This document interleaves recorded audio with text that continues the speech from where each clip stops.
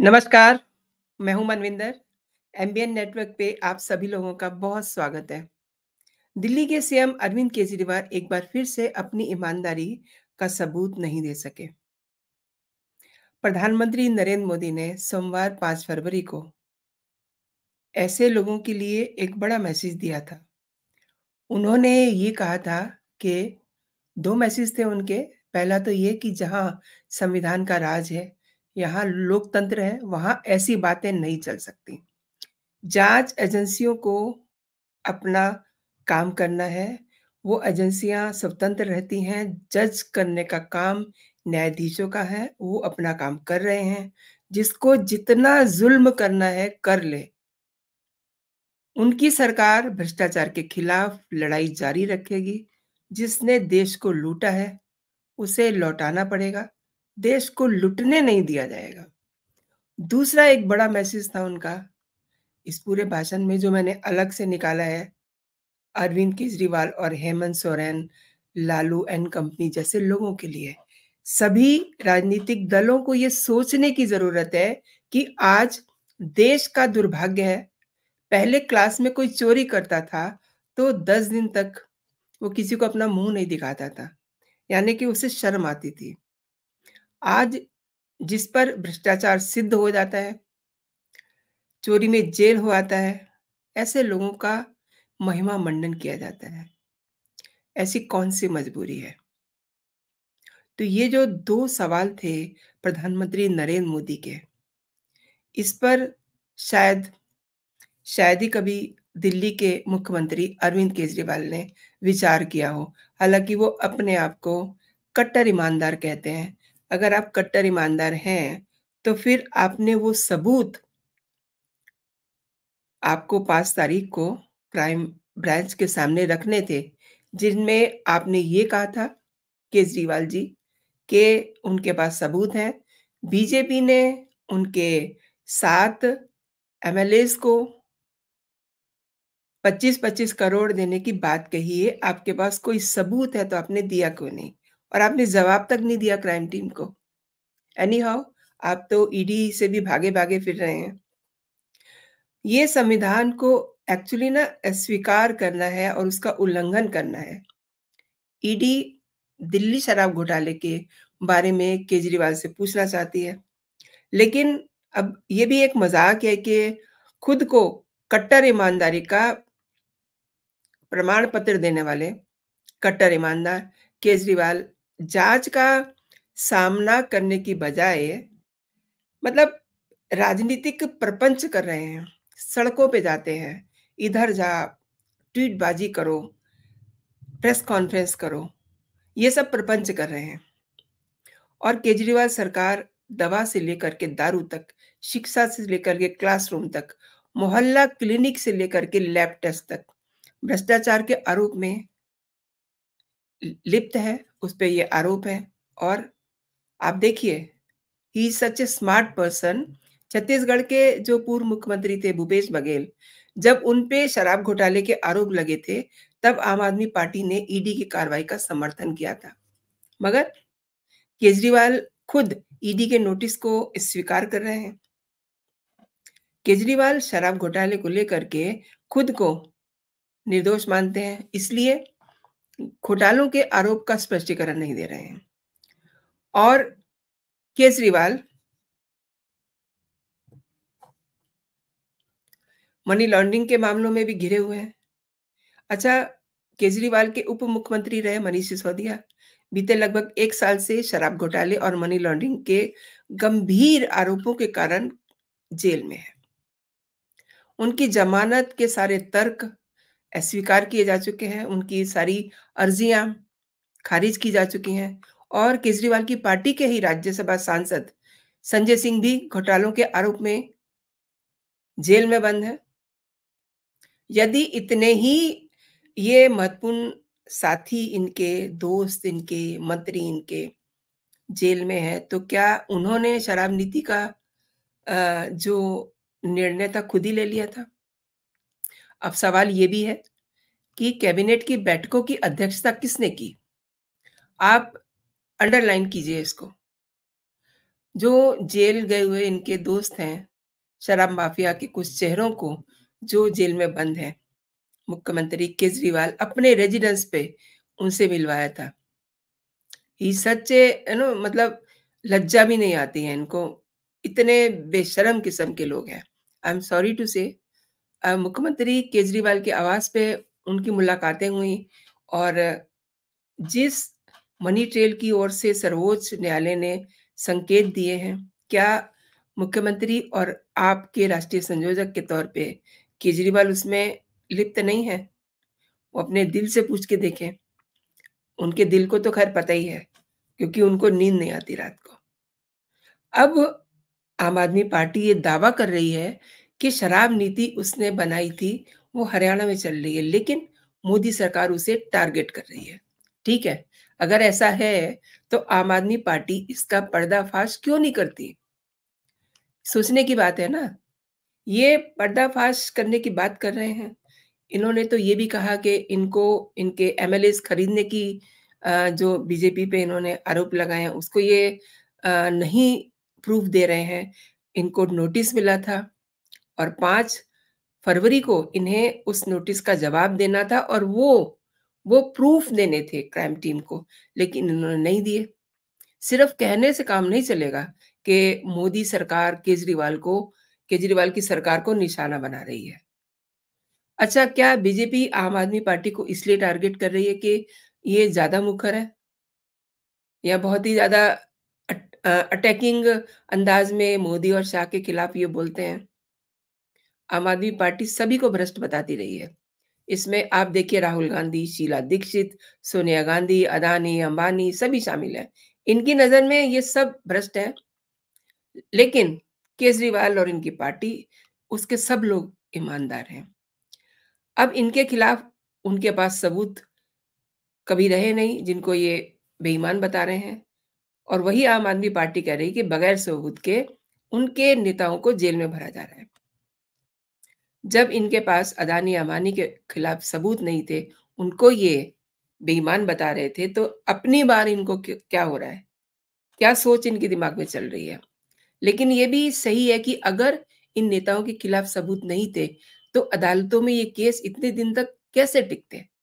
कुछ तो बात थी ना। शराब घोटाले में सीबीआई और ईडी अब तक अ, 15 से इफ आई एम राइट 15 से ज़्यादा लोगों को गिरफ्तार कर चुकी है। इसमें संजय सिंह, मनीष सिसोदिया, विजय नायर, समीर महेंद्रू, अरुण रामचंद्रन, राजेश जोशी, गौरतला बुबीच बाबू, अमित अरोड़ा, फ्रांसीसी शराब कंपनी के महाप्रबंधक बेनाय बाबू, पी सार्थचंद्र रेड्डी, अरबिंदो फार्मा के निदेशक और प्रमोटर अमनदीप धाल और व्यवसायी अभिषेक बोयनपल्ली शामिल हैं। इस मामले में एजेंसियां 80 से ज़्यादा लोगों से पूछताछ कर चुकी हैं और इसमें दिल्ली के मुख्यमंत्री अरविंद केजरीवाल और भारत राष्ट्र समिति यानी कि बीआरएस के नेता कविता भी शामिल है। कविता तेलंगाना के पूर्व मुख्यमंत्री के चंद्र राव की बेटी हैं, आप जानते ही हैं, और केजरीवाल से सीबीआई ने पूछताछ की थी और जिस दिन ये सीबीआई से पूछताछ करके बाहर निकले थे तो बड़े खुश थे और इन्होंने मीडिया से कहा कि सब कुछ बहुत बढ़िया है, मैंने सैटिस्फाइड कर दिया है उनको। ठीक है, आपने कर दिया है तो लेकिन अब आप ईडी को भी तो फेस कीजिए। ईडी से आप क्यों डर रहे हैं? केजरीवाल ने संविधान की शपथ लेकर के पद ग्रहण किया और ईडी की संवैधानिक जांच, ईडी जो है वो भी एक प्रीमियर जांच एजेंसी है, जो शपथ लेकर के काम करती है। विपक्षी होने के मद्देनजर केजरीवाल ईडी के सम्मान को राजनीतिक करार दे रहे हैं। बहुत ही बुरी बात है। मतलब क्या शब्द इनके लिए यूज़ किया जाए? मैं बहुत सारी इनके लिए वीडियो बना चुकी हूँ आपके लिए इनके बारे में और इनके लिए कोई शब्द नहीं बचे हैं। इनकी बेशर्मी के लिए, इनकी निर्लज्जता के लिए। दिल्ली सरकार को अस्थिर करने की साजिश का आरोप हमेशा ये भाजपा में मढ़ते रहे हैं। लेकिन अब जब भाजपा ये कह रही है कि हमें बताइए, हमने कौन से आपके एमएलएज़ तोड़े हैं, तो इनके पास कोई प्रूफ़ नहीं है। ये प्रूफ़ दे ही नहीं पाएँगे और अरविंद केजरीवाल उनके साथी देश भर में घूम-घूम करके अपनी ईमानदारी और दिल्ली मॉडल का प्रचार करते हैं। भई वाह! केजरीवाल स्वयं और अपने साथियों को कट्टर ईमानदारी का प्रमाण पत्र बाँटते रहते हैं और देश के प्रधानमंत्री से लेकर के दूसरी जो राजनीतिक पार्टियाँ हैं और संस्थाओं पर वो दिन-दहाड़े आरोप लगाते रहते हैं। जो आरोप बिल्कुल निराधार साबित होते हैं और कई मामलों में तो इन्होंने माफ़ी भी माँगी है। इतने निर्लज्ज हैं। बावजूद इसके केजरीवाल और उनके जो साथी हैं, निर्लज्जता की चादर ओढ़ करके अपने कुकृत्यों में बिज़ी हैं, लिप्त हैं और खुद ही कहते रहते हैं कि हम बिल्कुल ईमानदार हैं। लेकिन अब धीरे-धीरे इनके सारे कुकर्म जो है ना, खुल के सामने आ रहे हैं। अब आप देखिए, ये जो अरविंद केजरीवाल के साथ दिल्ली की सरकार की जो मंत्री हैं आतिशी, इन्होंने जो आरोप लगाया कि 25 करोड़ का लालच देकर के बीजेपी उनकी सरकार गिराना चाहती है और 7 लोगों को अपने साथ शामिल करना चाहती है। इस पे अरविंद केजरीवाल क्या कह रहे हैं? मुझे भी बीजेपी बुला रही है। अरे तुम्हारा क्या करना है? तुम्हारे जैसे व्यक्ति का बीजेपी को क्या ज़रूरत है? क्यों बुलाएगी वो? और जो सबूत माँगने की बात हो रही है, सबूत दे नहीं रहे हैं। आप जानते ही हैं कि 3 दिन से इतना हंगामा चल रहा है और 2 तारीख को इनके रेजिडेंस पे इनको नोटिस दिए गए थे। नोटिस में ये कहा गया था कि 5 तारीख तक ये वो सब सबूत दिखाएँ, जो ये शो करते हों, ये साबित करते हों कि 7 एमएलएज़ आप पार्टी के, जिन्हें बीजेपी तोड़ना चाहती है।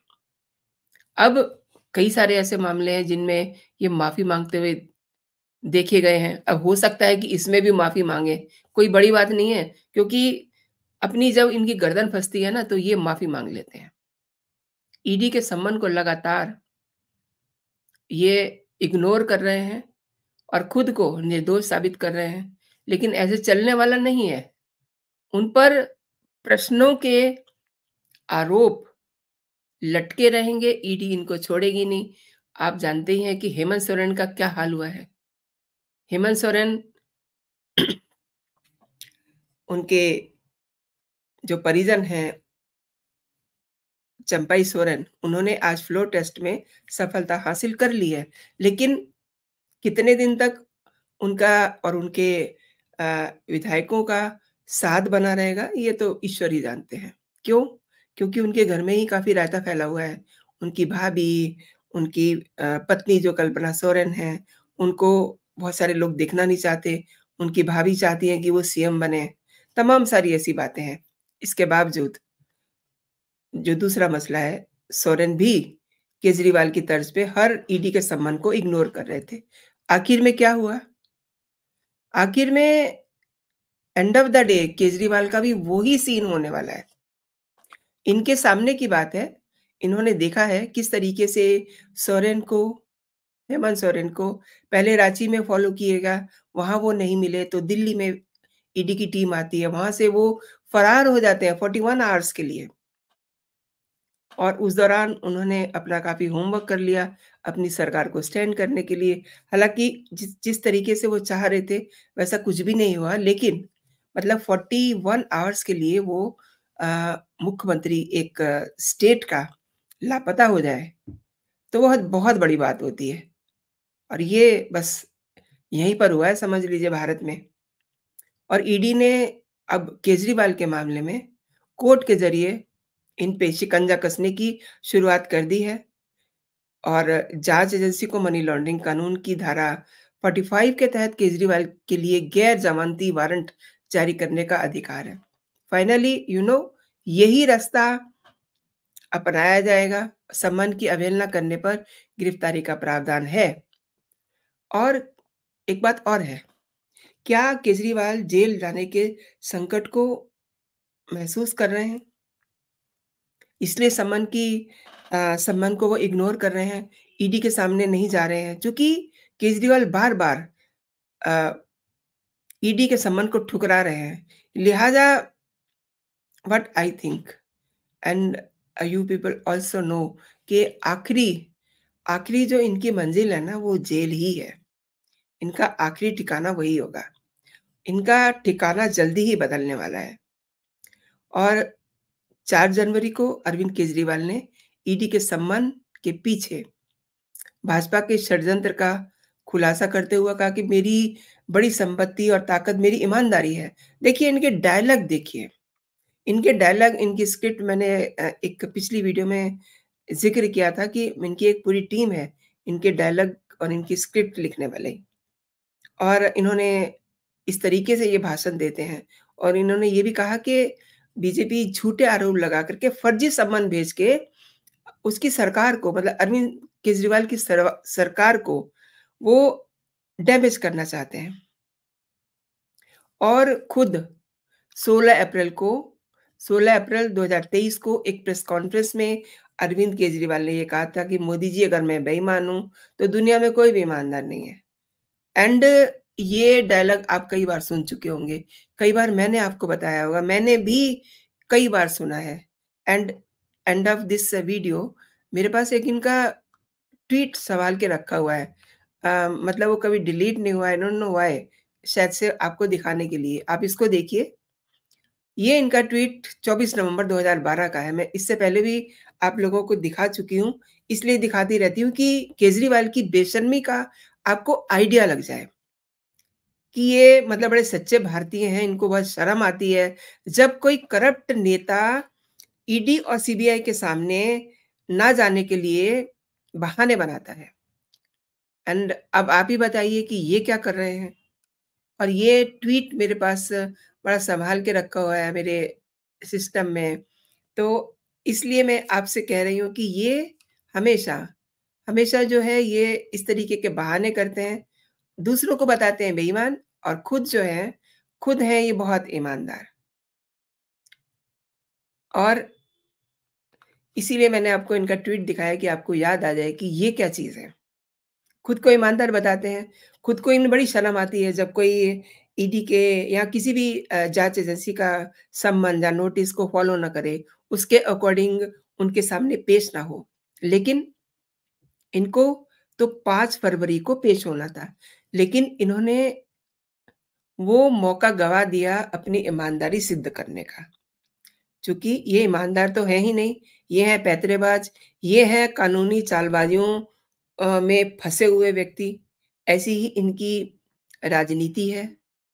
दरअसल आप देखिए, मतलब एक सबसे बड़ा एग्ज़ाम्पल है ना हेमंत सोरेन का। उन्होंने बहुत कानून को गच्चा देने की कोशिश की। एंड एक चीज़ और बताना चाहूँगी मैं, 5 तारीख को जब उनके अ, चंपई सोरेन जिस समय फ्लोर टेस्ट के लिए विधानसभा में सबको अपनी बात कहने का मौका दिया जा रहा था, तो हेमंत सोरेन ने क्या कहा?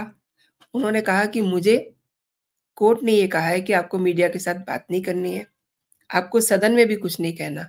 लेकिन उसके बावजूद उन्होंने 19 मिनट का भाषण दिया, जिसमें उन्होंने अपने आप को, मतलब विक्टिम कार्ड खेल रहे थे वो, अपने आप को आदिवासी बता रहे थे, भोला-भाला बता रहे थे। अ, और न जाने क्या-क्या वो, मतलब नाटक भरी लच्छेदार बातें कर रहे थे। और ये कई बार मैं ये सोचती हूँ कि हेमंत सोरेन और केजरीवाल ये कहीं मतलब बहुत पहले से इनका कोई रिश्ता तो नहीं है? ये दोनों आपस में इनका मतलब भाई-भाई तो नहीं है ये? क्योंकि इनकी आदतें बहुत मिल रही हैं। केजरीवाल को बार-बार ईडी सम्मन दे रही है। प्लस क्राइम टीम ने भी इनको एक नोटिस दिया है। अब देखिए ना, जब इन पर इनके पास नोटिस आता है, तो ये कहते हैं कि इसके ऊपर तो कुछ लिखा नहीं हुआ, इसके ऊपर तो कोई क्लॉज़ नहीं है, इसके ऊपर तो किसी धारा का ज़िक्र नहीं है। आपको बुलाया गया है सिंपली कि आप आइए। उसमें कोई क्लॉज़ या कोई और चीज़ देने का हवाला देना क्या ज़रूरी है? मेरी समझ से परे है। एंड केजरीवाल का तो करैक्टर ही इतना कहिए कि डामाडोल वाला व्यक्ति है ये। हालाँकि ये सब जानते हैं कि केजरीवाल जो परसेप्शन बनाने में बहुत ही माहिर है। अब जो इन्होंने ये परसेप्शन बनाया ना कि मैं कट्टर ईमानदार हूँ, उसका रंग धुल चुका है। क्योंकि इन्होंने ईडी से बचने के लिए सड़कों पे जो नाटक किया, उससे इनकी सारी कलई खुल गई है। तो दोस्तों, केजरीवाल की तो कहानी ऐसी है कि अगर मैं आपको बताती रहूँगी तो बहुत सारा टाइम लग जाएगा। तो आपने मेरे साथ ये पूरा वीडियो देखा, आपका बहुत-बहुत धन्यवाद। एक बात कहना चाहूँगी कि ये वीडियो अगर आपको पसंद आया है तो आप इसे लाइक ज़रूर कीजिए, अपने दोस्तों में भी इसे शेयर कीजिए और अगर अभी तक आपने मेरा चैनल सब्सक्राइब नहीं किया है तो मेरे चैनल को सब्सक्राइब भी कर लीजिए ताकि जो भी मेरे लेटेस्ट कंटेंट हो आप तक सबसे पहले पहुँचे। तो आज के लिए इतना ही दोस्तों, आप अपना और अपनों का ख़्याल रखिए, खुश रहिए, स्वस्थ रहिए। जय हिंद, जय भारत।